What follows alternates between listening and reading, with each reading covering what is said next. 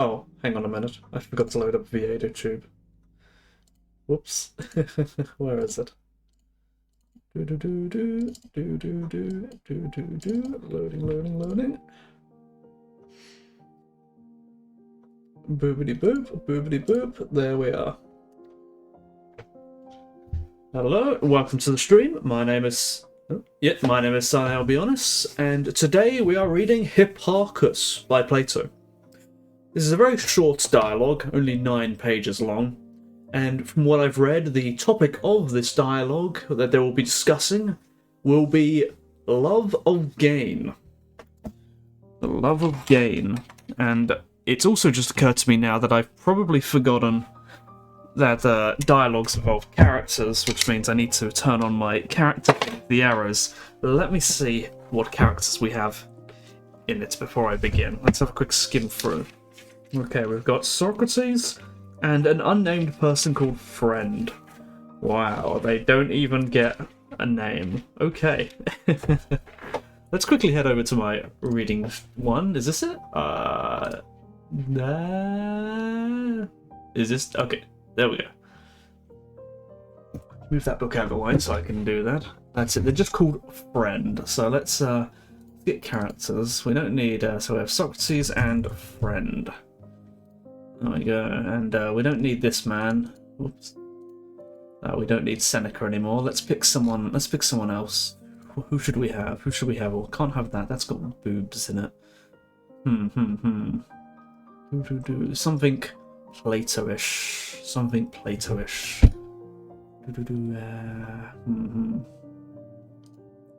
I wonder. Discussing love of gain. No, that's Rome. I can't have a picture of Rome. That certainly won't do. There we go. We can just have a nice picture of Greece. That'll do.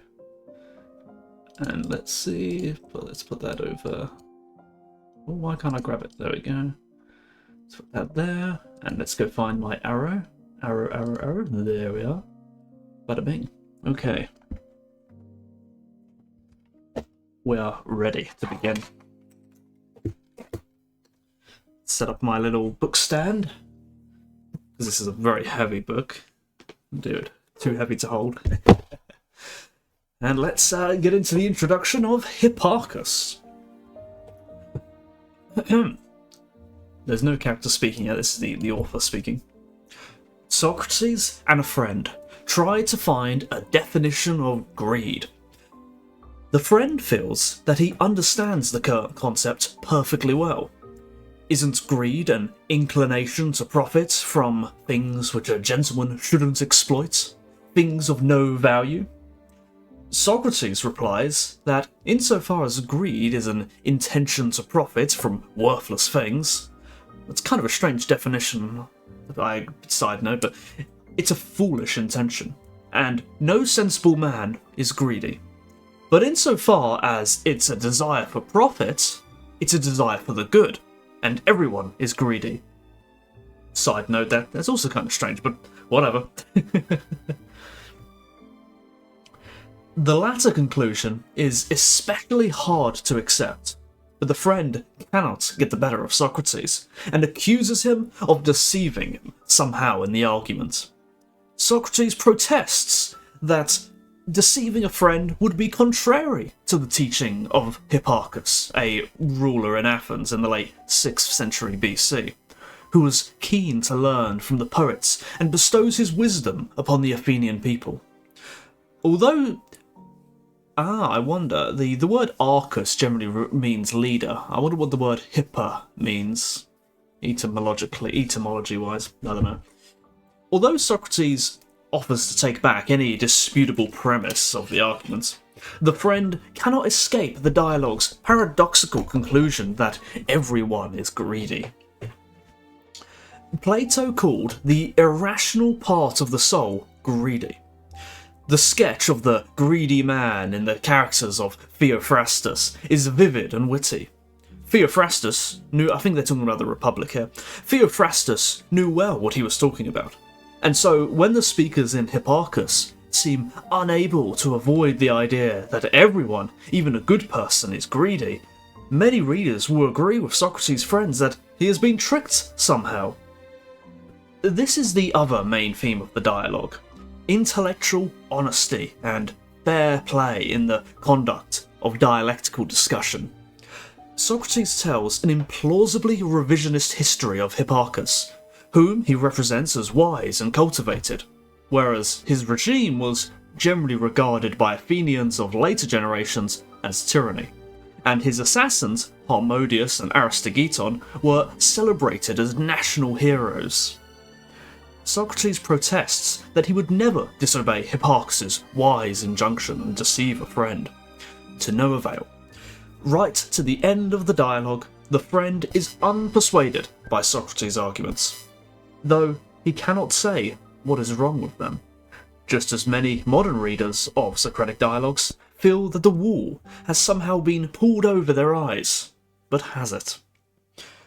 From the formal point of view, the dialogue Hipparchus is composed of dry academic dialectic together with a literary historical excursus on Hipparchus. The classic example of such an excursus is the Atlantis myth in Plato's Timaeus and Critias. And there are other examples in Alcibiades, Second Alcibiades, and Minos. And probably in the now mostly lost Socratic dialogue of Antisthenes and Aeschines.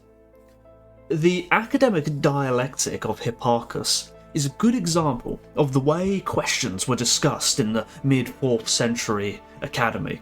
The dialectic studied in Aristotle's Topics and Sophistical Refutations. The combination of dialectic and excursus is similar to that in Minos, as is the skepticism towards the values implicit in Athenian popular culture and history. Many scholars conclude that they are the work of the same author, probably writing after the middle of the 4th century BC. And that makes up the introduction of the play. When I read the word love of gain, the word greed did come to my mind, and it seems that that is indeed the topic they're talking about, and it's somewhat strange to hear the topic of greed be spoken of in anything other than a negative light, but we will see what Socrates has to say. Let's dive straight into it, after I take a sip of water.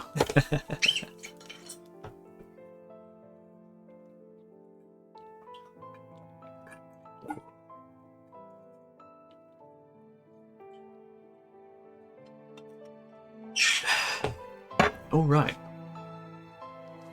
Beginning with Socrates. What is greed? What can it be? And who are greedy people? In my opinion, they're the ones who think it's a good idea to profit from things of no value. Do you think they know these things are of no value? Or do they not know? Or, if they did not know, you mean that greedy people are stupid? No, I don't mean they're stupid. What I mean is this. They're unscrupulous and wicked people who are overcome by profit, knowing that the things from which they dare to profit are of no value, yet their shamelessness makes them dare to be greedy. So then, do you mean that the greedy person is, for example, like a farmer who plants knowing his plant is of no value and thinks it's a good idea to profit from the plant when fully grown? Is this the sort of person that you mean? The greedy person, at any rate, Socrates, thinks he ought to profit from everything. Don't let me make you give in like that, as if you had somehow been tricked by something. Pay attention, and answer as if I were asking again from the beginning. Don't you agree that the greedy person knows about the value of the thing from which he thinks it is a good idea to profit? I do. So who knows about the value of plants? In what seasons and soils it's a good idea to plant them? If we may throw in one of those clever phrases with which legal experts beautify their speeches. The seasons and soils rhyme they're talking about there.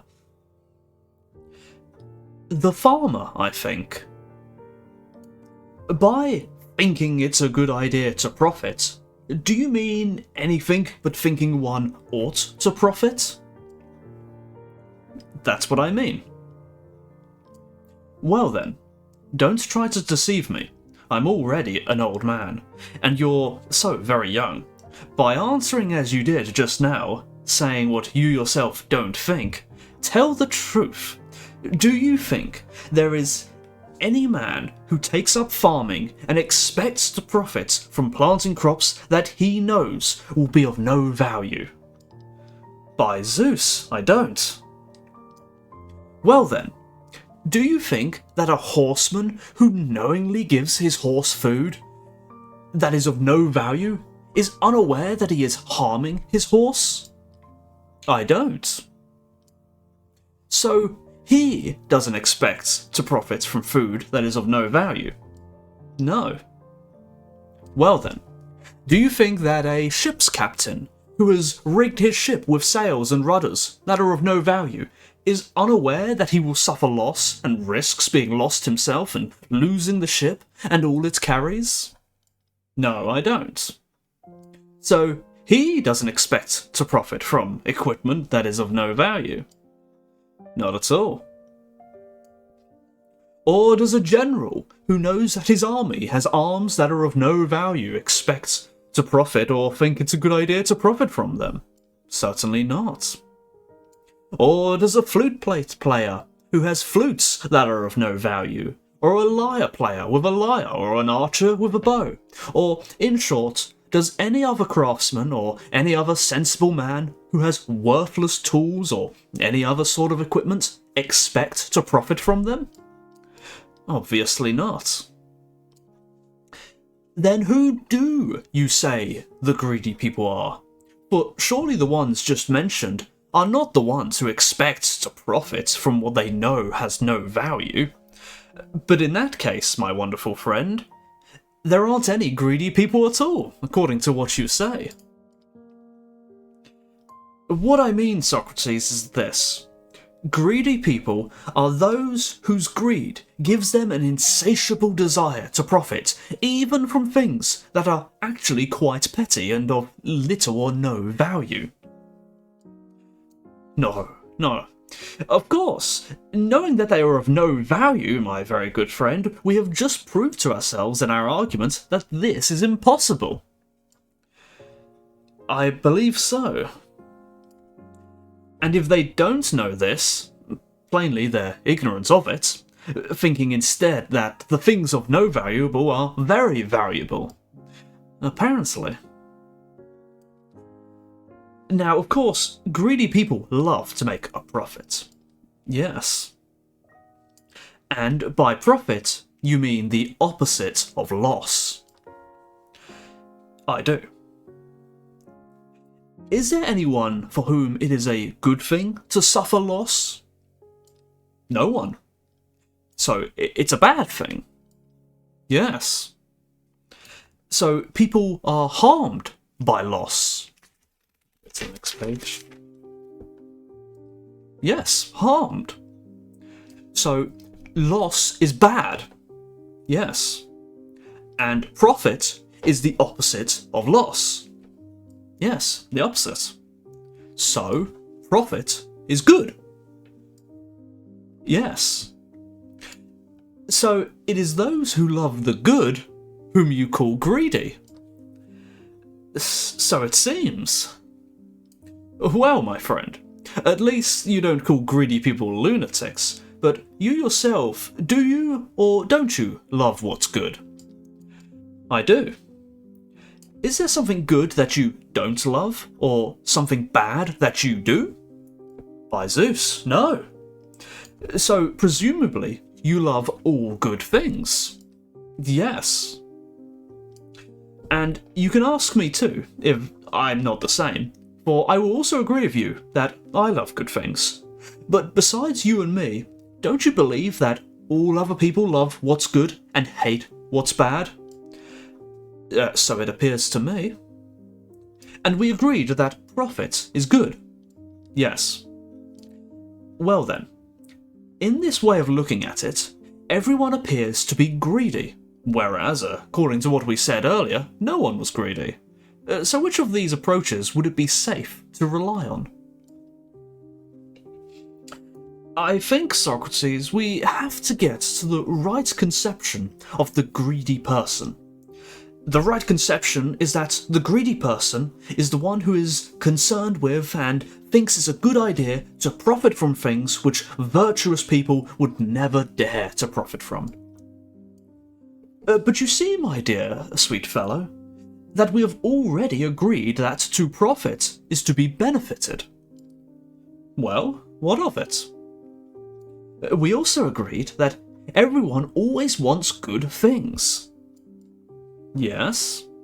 Therefore, even good people want every kind of profit, at least if they're good.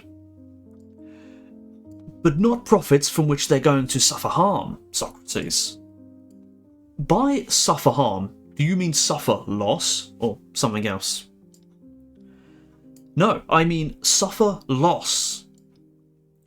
Do people suffer loss from profit or from loss? From both, for they suffer loss from loss and from wicked profit. Well, do you believe that anything virtuous and good is wicked? I don't. And we agreed a little while ago that profit is the opposite of loss, which is bad. I would say so. And being the opposite of bad, it's good. We agreed to that. So you see, you're trying to deceive me, deliberately saying that's the opposite of what we just agreed to. No, by Zeus, Socrates, quite the opposite. It's you who's deceiving me and turning me upside down in these arguments. I don't know how you do it. Be careful what you say. It wouldn't be right for me not to obey a good and wise man. Who is that? Who are you talking about? I mean, my and your fellow citizens Pisistratus' son, Hipparchus of Philadelphia, who was the eldest and wisest of Pisistratus' children, in addition to many other fine deeds in which he displayed his wisdom. It was he who first brought abroad the works of Homer to this land, and compelled the rhapsodes of the Panathenea to recite them in relays, one following the other, as they still do now. He also sent a 50-oared ship for Anacreon of Teos, and brought him to the city. He also entreated Simones of Ceos, always to be around with large fees and gifts.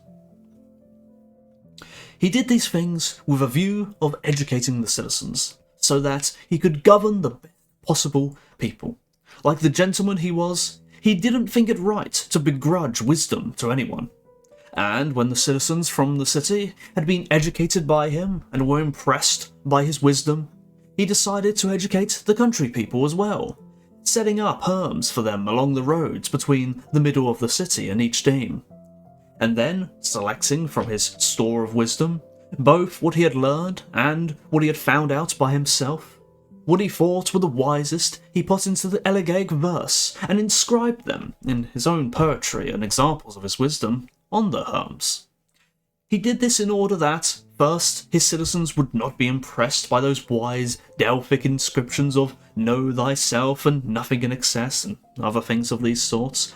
He would instead regard the words of Hipparchus as wiser, and second, he did this so that when they travelled back and forth, they would read and acquire a taste for his wisdom, and would come in from the country to complete their education.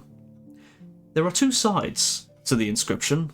On the left side of each herm, it is inscribed that the herm stands in the middle of the city, or the deme, whereas on the right it says, "This is a monument of Hipparchus. Walk with justice in mind." There are many other fine inscriptions of his poetry on other herms.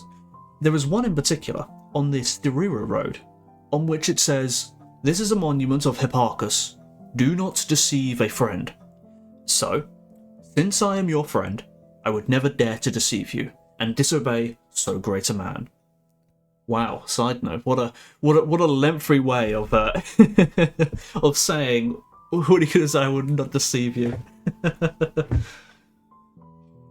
After his death, the Athenians were ruled under tyranny by his brother, Hippias, for 3 years, and you would have heard from all of those of earlier days that there was tyranny in Athens only for those 3 years, and that during the other times the Athenians lived almost as when Kronos was king. In fact, the more sophisticated people claim that his death did not come about in the way that the common people think, that it was because his sister was dishonoured in the carrying of the basket. Well, it's a ritual in the Panathenaic procession. For For that's silly. But because Harmodius had become the boyfriend of Aristogiton and was educated by him, Aristogiton also prided himself on educating this fellow, and regarded himself as a rival of Hipparchus. At that time, Harmodius himself happened to be a lover of one of the handsome and noble youths of that era. They say what his name was, but I don't remember it. In any case, the youth was, for a while, impressed by Harmodius and Aristogiton as wise men, but later, after associating with Hipparchus, he disdained them, and they were so hurt by this dishonour that they killed Hipparchus for it. Well now, Socrates, it seems that likely that either you don't regard me as your friend, or if you do, you don't obey Hipparchus, for you will never be able to persuade me that you aren't deceiving me in these arguments, though I don't know how you do it. Very well. Just like in a friendly game of checkers, I'm willing to let you take back anything you want that has been said in the discussion, so you won't think you're being deceived. So, should I take this back for you, that all men desire good things? No, not that. Well, how about that suffering loss? Loss is bad. No, not that. Well, how about that profit and profiting are opposites to loss and suffering loss? Not that either. Well, how about that profiting, as the opposite of bad, is good? It's not always good. Take that back for me. So you believe it seems that some profit is good and some is bad? I do. Alright, I'll take this back for you. Let's say that some profit is good and some other profit is bad, and neither one is more profit, the good or the bad, right? What are you asking me? I'll explain. Is some food good and some food bad? Yes. Then is one of them more food than the other? Or are they both the same thing, food, in this respect? At least, the one is no different from the other in so far as being food, but only in so far as one is good and one is bad. Yes. And so with drink and everything else, when some things are of the same sort, come to be good and others bad, the one does not differ from the other in that respect by which they are the same. For example, with people, I suppose, one is virtuous and one is wicked. Yes. But neither of them is more or less a person than the other. I think neither the virtuous person more than the wicked, nor vice versa. That's true. Then, are we to think this way about profit as well? That both the wicked and the virtuous sort alike are profit? They have to be. So, then, one who makes virtuous profit doesn't profit more than the one who makes the wicked sort. It appears that neither one is more profit than the other, as we agree. Yes. For neither more nor less is added to either of them. Not at all. And how could one ever do or suffer anything more or less with this sort of thing to which neither of these things is added? Impossible. Therefore, because both alike are profits and profitable, we must now investigate what it is in virtue of which you can both call of them profit. What do you see that's the same in both of them? For example, if you were to ask me about the examples I just gave, what is in virtue of which you call both good and bad food alike food, I would tell you that both are solid nourishment for the body. This is why, for surely you would agree that this is what food is, wouldn't you? I would. And with regard to drink, the answer would be the same, that the liquid nourishment for the body, whether virtuous or wicked, has this name drink, and similarly in other cases. Try therefore to imitate me by answering in this way. When you say that virtuous profit and wicked profit are both profit, What do you see in both that's the same? That which is actually profit? If you yourself are again unable to answer, consider what I say. Do you call a profit every possession that one has acquired, either by spending nothing or by spending less and receiving more? Hold on, I need to read that last line again, I didn't quite catch that. If you yourself are again unable to answer, consider what I say.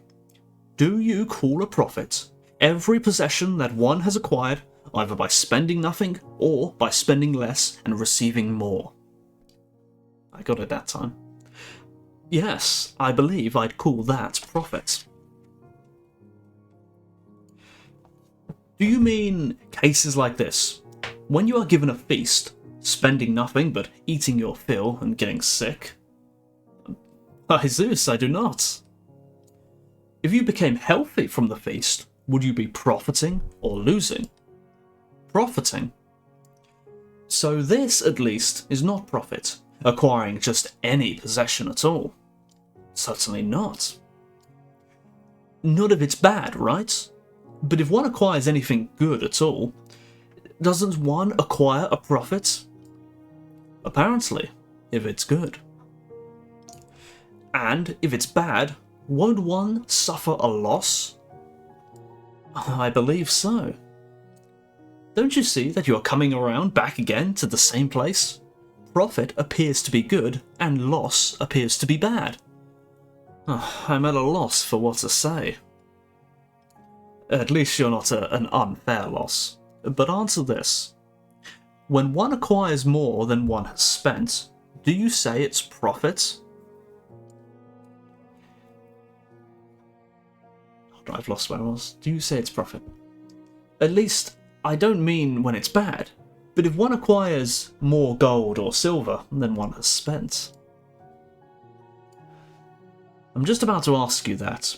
If someone spends half a measure of gold and gets double that in silver, has he profited or lost? Lost, surely, Socrates, for then his gold is worth only double instead of 12 times as much as his silver. But he still acquired silver, or isn't double more than half? Not in value, at least, with silver and gold. So it looks like we must add the notion of value to profit. At least, now you say that silver, though there is more of it than gold, is not as valuable, and that gold, although there is less, is of equal value. Of course, or at least that is indeed the case. Value, then, is what brings profit, whether it's small or large, and what has no value brings no profit. Yes. And by value, do you mean anything other than valuable to possess? Yes, valuable to possess. Moreover, by valuable to possess, do you mean the unbeneficial or the beneficial? The beneficial, surely. Well, isn't the beneficial good? Yes. And so, my valiant warrior, haven't we once again, for the third or fourth time, come to the agreement that what is profitable is good? So it seems. Do you remember the point from which the discussion of ours arose? I think so. If not, I'll remind you. You disagreed with me, claiming that good people do not want to make just any sort of profit, but only those that are good ones, and not the wicked ones. Yes, indeed. And doesn't the argument now force us to agree that all gains, small and large, are good? It forces me, Socrates, rather than persuades me. Well, perhaps later it will also persuade you. But for now, whatever condition you're in, persuaded or not, you do at least agree with us that all profits are good, both small and large. I do agree. And do you agree that all virtuous people want all good things or not? I agree. Well now, You yourself said that wicked people love profits, both small and large. I did. So, according to your argument, all people would be greedy, both the virtuous and the wicked. Apparently. So, therefore, it is not a correct reproach. If someone reproaches another as being greedy, or it turns out that he who makes this reproach is greedy himself. I'm afraid that's the end of the book. I'm not sure if that's fragmentary or if it's just quite an abrupt end there, but that is the end of the book. I did tell you it was quite a short one. Where's my bookmark gone? There it is. Now there is another one. There is another Socrates book which is the same length. Although I don't think I'll read it because it will take me. I find Socrates books while physically reading, I can physically read for a long time. I cannot physically concentrate such a long time, so I will leave it at that. And while we take up a little time, let's think about the book. Now, it's somewhat hard to pay attention to it while also trying to read it well, so it will take more time to digest, but let's see if we can think about this a little bit.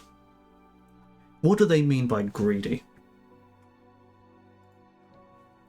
Because I think that the word greedy should not be simply someone that wants to gain something of value to themselves. That doesn't seem right.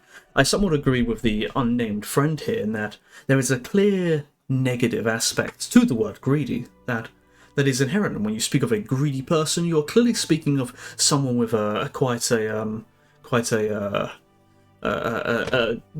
not very good character, who is causing harm to others and, in a sense, perhaps to himself. Of course, he wants to gain what is beneficial to him, but perhaps the difference is that he is often gaining at the expense of others. There's a social element to it. What's an example? It's like, let's say someone who steals something. Greedy people, they can be a thief. I think that follows.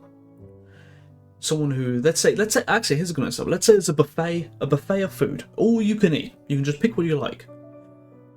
A good person who is not greedy will only take his fair share, even though it would benefit him to take more. If he did take more, he would be greedy. So why would this be bad? What has really changed? He himself, of course, gains more. But I think what really changes is that by him taking more than his fair share, other people will now not have a chance to get any food. And that, I think, is but that is clearly the real bad part of greed. It is depriving others. I think this also follows in that many of humanity's vices, the tendency to lie, to steal, to murder, all these sorts of things, with greed included, from a primitive point of view, and from an individual primitive point of view, not necessarily as a societal primitive point of view, all vices are virtues. For example, if you was a monkey out alone and you see another monkey in your territory, it benefits you to kill him because he is a danger to you, he is competition. And the same thing, I don't know if animals really have any means of lying, but if they could speak, it benefits them to lie. You can deceive others and get what you want, and you need not care about them. The worse their life is, the better your life is, assuming you're not trying to have any kind of relationship with them. And so, in that sense, it's absolutely right that greed benefits you, assuming it doesn't make you a pariah in society. But I feel that this dialogue here, well, it was quite charming to read. It was a nice, short, very neat and tidy. It does completely neglect the. It speaks nothing of the social aspect. It disregards what greed is from ethical point of view, which really is the entirety of the concept of greed, I think. It's, what would it be like saying? I bet you could probably make a similar example about a murderer. And you would say something like, does a murderer not only kill people who he doesn't like, or something like how he'll kill someone who is making his life more difficult, and thereby he makes his life better by killing another person. It's like he gets rid of a problem. And then you say, oh, in the case of a government, the government kills people who break the law, therefore the country is bettered by the government killing lots of people or something. And so a murderer is just the same, and it completely neglects the thing that a murderer is a bad person. He's not he doesn't kill for a good reason. The morals and ethics are ignored.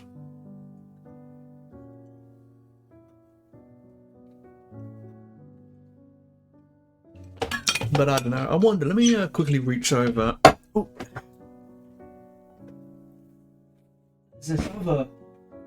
There's this other book here, and let me see if he covers this one. Let's have a quick look at the chapter page.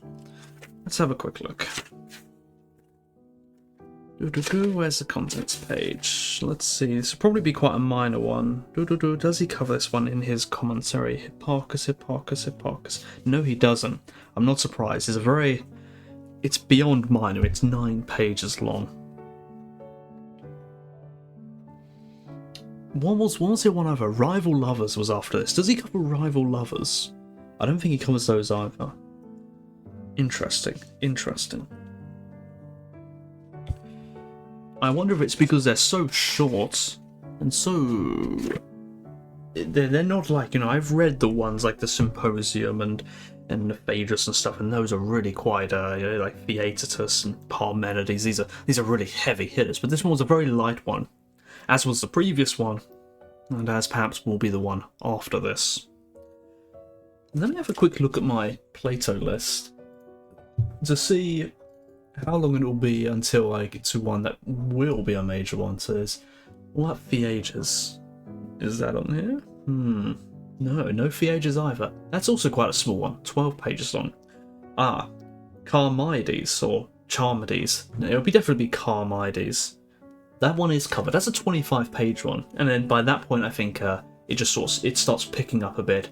It goes through the Laches and the Lysis, Euthydemus, Protagoras, Gorgias, Meno, both Hippiases, and at some point we reach the Republic. The Republic, which the Republic is somewhat intimidating because it's 253 pages, which if it takes me about let me see, I think it takes me about an hour to read 20 pages maybe, so it will be a long stream if I were to read the entirety of Republic. I think it's broken down into multiple books. I think it's broken down into 10 individual books. Let me have a quick look. Let me go find Republic and see if it is indeed broken down into many books. Let's see. Let's skip Republic 2. It is indeed. It is broken down into its different books. And let me just check my commentary book to see if the commentary is also broken down into books. Because if it is, this will make it far more approachable.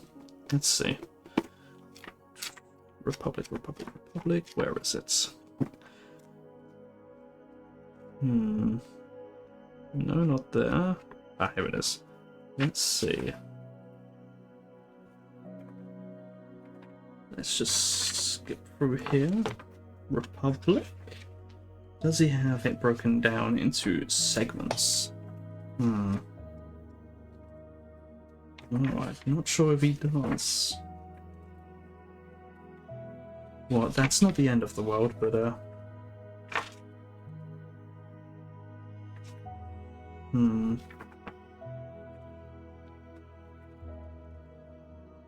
Oh, maybe he does, does he?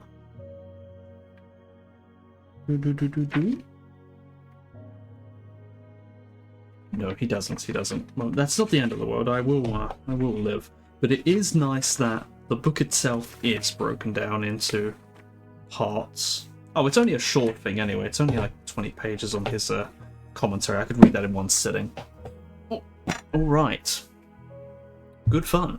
Good fun. That was a short little, quite a neat little stream there. And quite a fun book as well. It was from philosophy point of view. I'll be honest, I think it was kind of weak, but fun to read. So I will end that there, and I'll see you whenever I stream next time. Thank you for watching. I should really get an outro one of these days.